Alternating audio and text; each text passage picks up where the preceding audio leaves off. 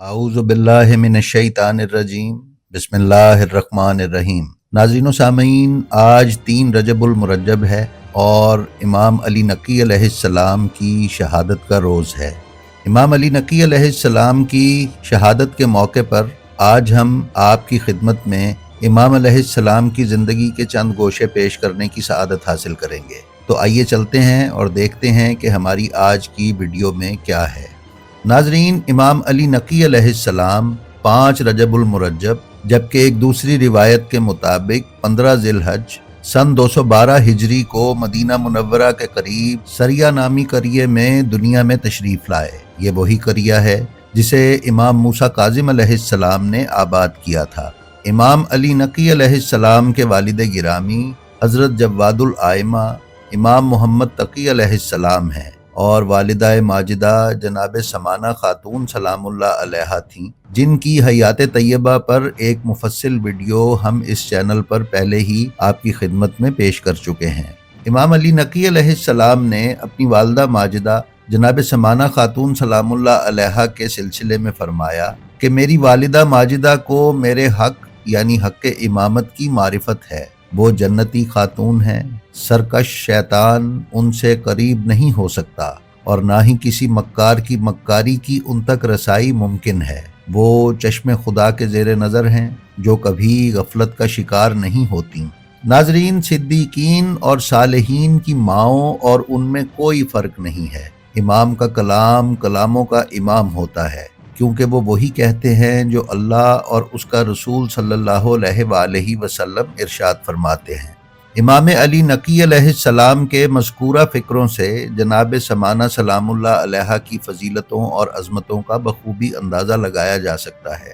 ناظرین معظم، 10ویں امام کا نام نامی اسم گرامی علی، کنیت ابو الحسن ثالث اور القاب نقی، ہادی، طیب، امین، ناصح اور مرتضیٰ ہیں۔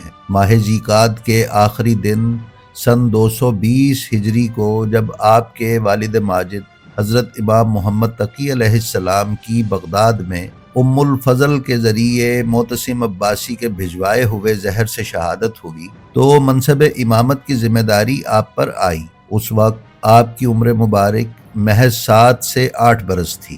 آپ کے دورہ امامت میں 6 عباسی حکمرانوں نے حکومت کی۔ معتصم، واثق، متوکل، منتصر، مستعین اور معتز یکے بعد دیگرے تخت حکومت پر بیٹھے۔ اگرچہ سب کے سب ظالم اور جابر اور سنگ دل تھے، لیکن متوکل ان سب میں سے زیادہ ظالم اور جابر اور دشمن اہل بیت تھا۔ دوسرے عباسی حکمرانوں کی بنسبت متوکل کے دور حکومت میں شیعوں پر زیادہ سختی تھی۔ حکومت کی جانب سے ملنے والی تمام سہولتیں محبان اہل بیت کے لیے بند کر دی گئیں۔ اگر اسے معلوم پڑ جاتا کہ فلاں شخص محب اہل بیت ہے تو وہ اسے قتل کرا دیتا اور مال کو ضبط کر لیتا۔ یہاں تک کہ متوکل نے مصر کے گورنر کو حکم دیا کہ اگر ایک شیعہ اور غیر شیعہ میں اختلاف ہو تو غیر شیعہ کی ہی بات سنی جائے اور اسی کے حق میں فیصلہ دیا جائے۔ متوکل امیر المومنین علیہ السلام کا اس قدر شدید مخالف اور دشمن تھا کہ اس کے دربار میں درباری مسخرے امیر المومنین علیہ السلام کی نقل اتارتے اور مذاق اڑاتے تو وہ انہیں انعامات سے نوازتا۔ اسی متوکل نے مظلوم کربلا امام حسین علیہ السلام کی قبر مبارک پر حملہ کرتے ہوئے وہاں موجود تمام عمارتوں کو منہدم کروا دیا اور قبر مطہر پر حل چلوا دیا اور قبر مطہر اور اس کے اطراف میں زراعت شروع کروا دی۔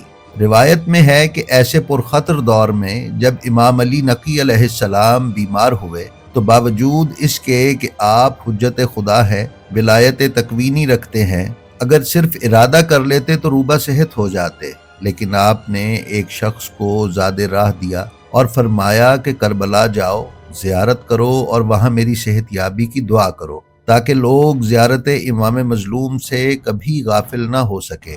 ناظرین، اس روایت سے آپ اندازہ لگا سکتے ہیں کہ زائرین امام حسین علیہ السلام پر اس وقت کس قدر سختی اور جبر کا دور تھا۔ امام علی نقی علیہ السلام کا دور امامت 34 برس رہا۔ 220 ہجری سے لے کر 233 ہجری اور بعض روایات کے مطابق 243 ہجری تک آپ مدینہ منورہ میں رہے اور باقی عمر سامرا میں بسر کی۔ آخر کے اماموں کی زندگی کا مطالعہ کرنے سے پہلے یہ نقطہ ہمارے ذہن نشین رہے کہ جیسے جیسے منجی عالم بشریت حضرت ولی الاثر امام مہدی اجل اللہ تعالی فرجہ الشریف کی ولادت باسعادت کے ایام نزدیک آ رہے تھے، ویسے ویسے ہمارے اماموں پر حکومت کی جانب سے سختیاں بھی بڑھ رہی تھیں، کیونکہ ہر ظالم حاکم چاہتا تھا کہ جس مولود کی بشارت رسول اللہ صلی اللہ علیہ وآلہ وسلم اور ائمہ ہدی علیہم السلام نے دی ہے وہ فخر ابراہیم و موسیٰ ہے۔ وہ نہ صرف ایک نمرود و فرعون بلکہ دنیا کے تمام نمرودوں اور فرعونوں کا تختہ الٹ دے گا۔ لہٰذا متوکل نے امام علی نقی علیہ السلام کو مدینہ منورہ سے بلوا کر سامرا میں فوجی چھاؤنی میں رکھا تاکہ نزدیک سے مکمل آگاہی رہے۔ ناظرین، سامرا میں امام کی لوگوں سے ملاقات پر پابندی تھی کہ کوئی آپ سے ملاقات نہ کر سکے۔ اندازہ لگایا جا سکتا ہے کہ جب سختیاں اس قدر شدید ہوں تو کار ہدایت کتنا مشکل ہوگا۔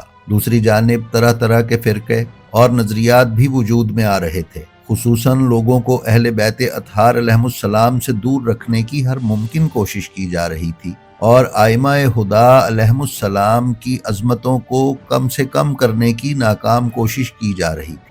امام علی نقی علیہ السلام نے ایسے عالم میں زیارت جامعہ کبیرہ تعلیم کر کے رہتی دنیا تک کے لوگوں کو ائمہ ہدی علیہم السلام کی فضیلتوں اور عظمتوں سے واقف کروایا۔ نیز جب آپ مدینہ سے سامرا تشریف لا رہے تھے تو راستے میں نجف اشرف میں اپنے جد امیر المومنین علیہ السلام کی تربت کی زیارت کے لیے بھی تشریف لے گئے۔ آپ نے جس دن امیر المومنین علیہ السلام کی تربت کی زیارت کی وہ روز غدیر یعنی 18 ذی الحج کا دن تھا۔ ناظرین، زیارت غدیر امام علی نقی علیہ السلام کی ہی تعلیم کردہ زیارت ہے جس میں آپ نے امیر المومنین علیہ السلام کی 150 فضیلتوں کو بیان کیا ہے۔ امیر المومنین علیہ السلام کے اس بیان فضائل سے جہاں مقصرین کی سازشیں ناکام ہوتی ہیں وہاں غالیوں کی گمراہی بھی واضح ہوتی ہے۔ اس پورا شوب ماحول میں جب لوگوں کے لیے حجت خدا سے ملاقات ممکن نہیں تھی تو امام علی نقی علیہ السلام نے مختلف علاقوں میں اپنے نمائندے اور وکیل معین کیے اور مومنین کو حکم دیا کہ شرعی رقومات ان کو دیں اور اپنے دینی سوالات بھی انہی سے پوچھیں، کیونکہ وہ جو بھی بتائیں گے وہ میری ہی بات ہوگی۔ اس طرح نمائندگی اور وکالت جہاں وقت کی ضرورت تھی وہیں محبان اہل بیت کی عصر غیبت میں حصول رہنمائی کی تربیت بھی تھی کہ جب 12ویں امام غیبت اختیار کر لیں تو امت خود کو بغیر کسی سرپرست کے نہ سمجھے بلکہ فقہا اور روات حدیث کی طرف رجوع کرے۔ ناظرین، امام علی نقی علیہ السلام کے معجزات و کرامات کثرت سے ضخیم کتابوں میں موجود ہیں۔ آپ کے صحابی ابو ہاشم جعفری کا کہنا ہے کہ ایک بار میں امام کے ساتھ جا رہا تھا، قرض اور فقر سے دل بے چین تھا۔ امام علی نقی علیہ السلام نے زمین پر تلوار ماری اور مجھے حکم دیا کہ اٹھا لو۔ میں نے دیکھا اور اٹھایا تو وہ سونا تھا۔ دل مطمئن ہو گیا کہ قرض ادا ہو جائے گا، لیکن خرچ کی فکر بھی دامنگیر تھی۔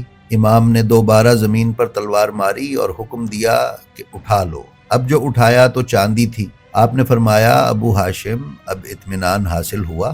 ناظرین، انہی ابو ہاشم سے روایت ہے کہ سندھ کا رہنے والا ایک شخص امام علی نقی علیہ السلام کی خدمت میں آیا اور اس نے عربی زبان میں سوال کیا۔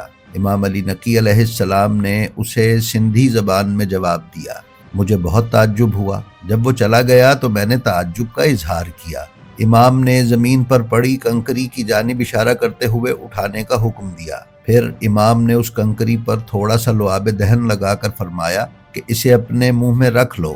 میں نے جیسے ہی اسے اپنے منہ میں رکھا تو میں بھی 73 زبانوں کا عالم ہو گیا۔ ناظرین، ایسا نہیں ہے کہ ائمہ اہل بیت علیہم السلام کا لطف و کرم صرف اپنے شیعوں اور اپنے محبین کے شامل حال تھا، بلکہ اگر غیر بھی متمسک ہوئے تو وہ بھی سرفراز ہوئے۔ یوسف بن یعقوب نصرانی یعنی کرسچین کو آپ سے توسل کے سبب متوکل کے شر سے نجات ملی، اور خود متوکل کی ماں نے جب آپ سے توسل کیا تو متوکل کو لا علاج بیماری سے نجات ملی۔ خداوند عالم ہمیں رسول اکرم صلی اللہ علیہ وآلہ وسلم اور ان کی آل میں سے آنے والے ائمہ ہدی علیہم السلام کی معرفت عطا فرمائے۔